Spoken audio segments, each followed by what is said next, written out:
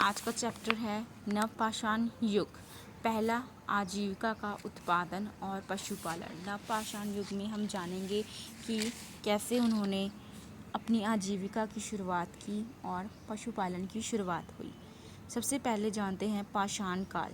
पाषाण काल को 3 भागों में बांटा गया है। पूरा पाषाण काल, जिसे पैलियोलिथिक कहते हैं, और इसका काल है 6 लाख से 10,000 ईस्वी पूर्व।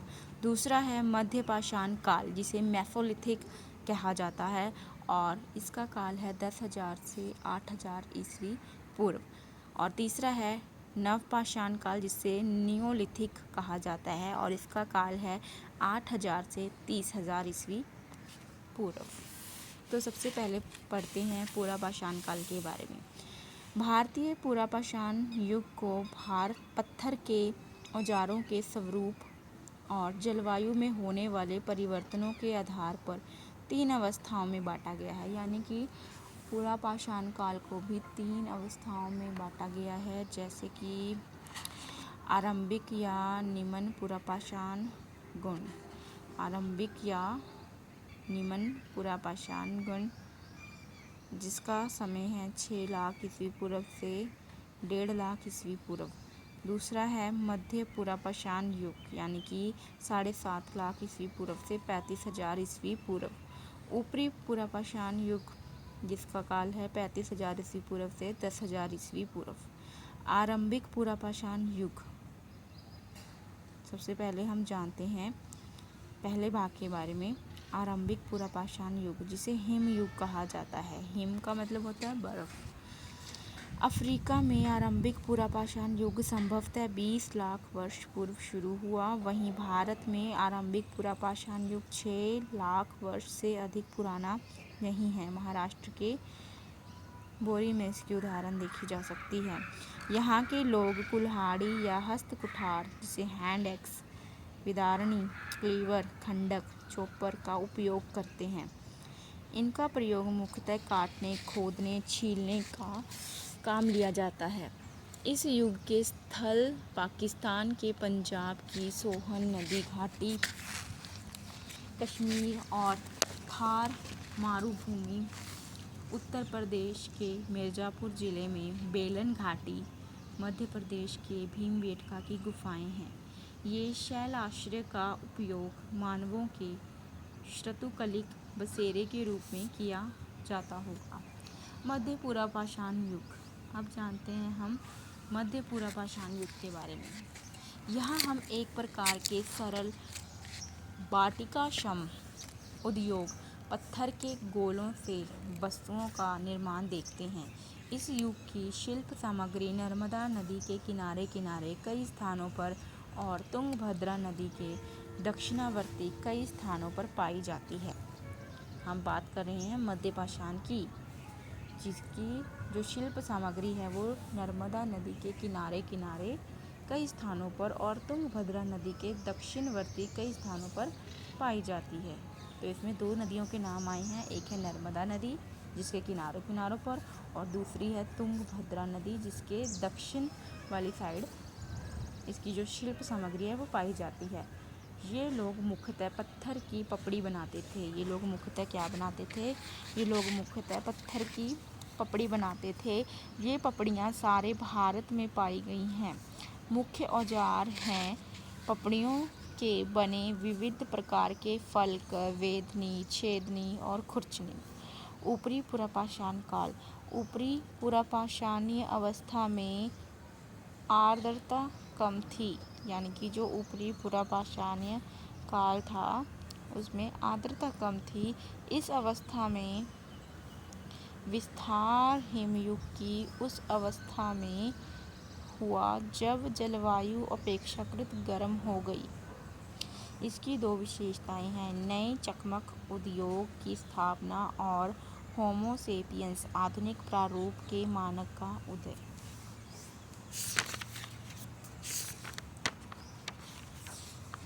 भारत में फलकों, जिसे कि ब्लेड्स कहते हैं, और तक्षणियों, ब्यूरिन्स का इस्तेमाल मानवों के उपयोग के लायक ऊपरी पूरा पाषाण गुफाएं और शैलाश्रयों भोपाल से दक्षिण में भीमबेटका में मिले हैं।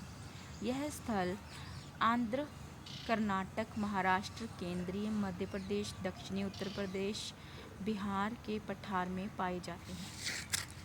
तो ये था हमारा पुरापाषाण।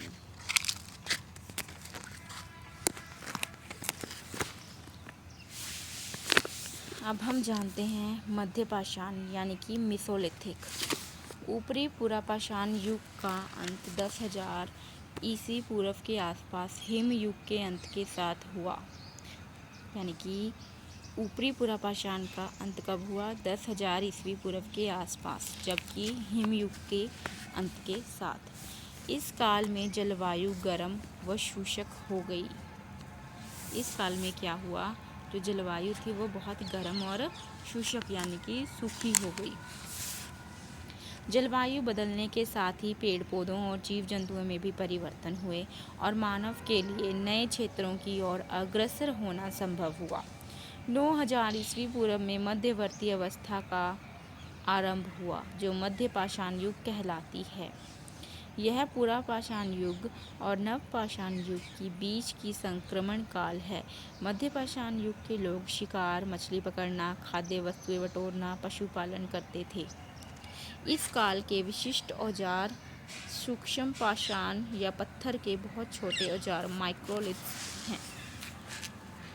यह स्थल राजस्थान, दक्षिणी उत्तर प्रदेश, मध्य और पूर्वी भारत में काफ़ी मात्रा में, वहीं कुछ दक्षिण भारत में कृष्णा नदी के दक्षिण में था। मध्य प्रदेश में आदमगढ़ और राजस्थान में बगौर पशुपालन का प्राचीनतम साक्ष्य प्रस्तुत करते हैं। मध्यपाषाण संस्कृति का महत्व मोटे तौर पर 9,000 ईस्वी पूर्व से 4,000 ईस्वी पूर्व तक बना रहा। इसने नवपाषाण संस्कृति का मार्ग प्रशस्त किया। तो हमने जाना कि मध्यपाषाण जो संस्कृति का महत्व है वो मोटे तौर पर 9,000 ईस्वी पूर्व से 4,000 ईस्वी पूर्व तक था। अब जानते हैं नवपाषाण युग के बारे में, जिसे हम नियोलिथिक कहते हैं। तो इसका आरंभ 9,000 ईस्वी पूर्व से होता है। विंध्य पर्वत के उत्तरी पृष्ठों पर पाए कुछ नवपाषाण स्थलों को 5,000 ईस्वी पूर्व की दक्षिण भारत में पाई गई नवपाषाण बस्तियां 2500 ईस्वी पूर्व की, वहीं भारत के कुछ दक्षिणी और पूर्वी भागों में ऐसे स्थल महज 1,000 ईस्वी पूर्व के हैं। इस युग के लोग पॉलिशदार पत्थर के औजारों और हथियारों का प्रयोग करते थे और पत्थर की कुल्हाड़ियों का इस्तेमाल करते थे। नवपाषाण युग के निवासियों द्वारा व्यवहृत कुल्हाड़ियों के आधार पर हम उनकी बस्तियों के 3 महत्वपूर्ण क्षेत्र देखते हैं। उत्तर पश्चिमी वक्रधार की आयताकार कुल्हाड़ियाँ, उत्तर पूर्वी पॉलिशदार जिनमें आयताकार दस्ता लगा होता था, दक्षिणी कुल्हाड़ियों की बगलें अंडाकार और हत्था नुकीला होता था। उत्तर पश्चिमी संस्कृति। अब हम जानते हैं उत्तर पश्चिमी संस्कृति के बारे में। इसके अंतर्गत मेहरगढ़ और कश्मीरी नवपाषाण संस्कृति के क्षेत्र सम्मिलित हैं। मेहरगढ़ बलूचिस्तान के ब्रेड बास्केट के नाम से प्रसिद्ध कोची मैदान में बोलन नदी के तट पर अवस्थित था। ये पशुपालन करते व अनाज उपजाते थे। ये शुरू से ही गेहूँ और जौ उपजाते थे तथा आरंभ में बकरियां और अंततः गायों को बड़ी संख्या में पालने लगे। कश्मीरी नवपाषाण स्थल में बुर्ज होम और गुफकराल सम्मिलित थे। बुर्ज होम श्रीनगर के उत्तर पश्चिम में स्थित में शिकार और मछली पकड़ते तथा खेती से परिचित थे। बुर्ज होम के लोग रूखड़े धूसर मृदभांडों का प्रयोग करते थे। यहाँ कब्रों में पालतू कुत्ते भी मालिकों के शवों के साथ दफनाए जाते थे। भारत की चिरांद में भी हड्डी के उपकरण पाए गए हैं जो हरिण सिंगों के हैं। यह गंगा, सोन, गंडक और घाघरा के संगम स्थल पर स्थित हैं।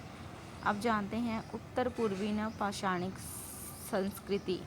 भारत के उत्तर पूर्वी सीमा पर असम पहाड़ियों, मेघालय की गारो पहाड़ियों पर नवपाषाणिक औजार मिले हैं। इसके अतिरिक्त विंध्य के उत्तर मिर्जापुर और इलाहाबाद जिले में कई नवपाषाणिक स्थल मिलते हैं।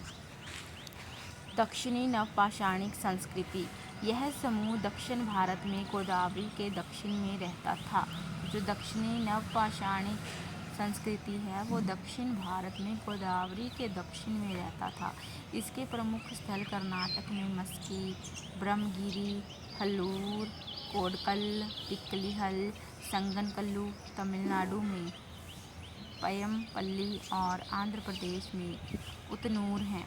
कर्नाटक के पिक्कलीहल के नवपाषाणिक निवासी पशुपालक थे। वे मौसमी शिविरों में रहते थे, फिर वे उस सारे स्थलों को आग लगाकर साफ करते ताकि अगले मौसम में शिविर लगाएं। पिक्कलीहल में राख के ढेर और निवास स्थान दोनों मिलते हैं। नवपाषाणिक युग के निवासी सबसे पुराने कृषक समुदाय के थे। वे पत्थर की कुदालों और खोदने के डंडों से जमीन खोदते थे। पत्थर के पॉलिशदार औजारों के अलावा वे सूक्ष्म पाषाण फलकों का भी प्रयोग करते थे। ये नवपाषाण युगीन लोग स्थायी रूप से घर बना कर रहने लगे।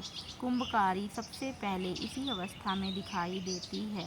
आरंभ में हाथ से बनाए गए मृदभांड मिलते हैं, बाद में मिट्टी के बर्तन चाक पर बनने लगे।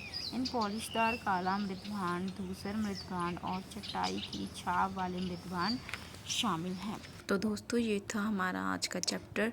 आई होप आपको इस चैप्टर की बहुत ही अच्छे से समझ आ गई होगी। धन्यवाद।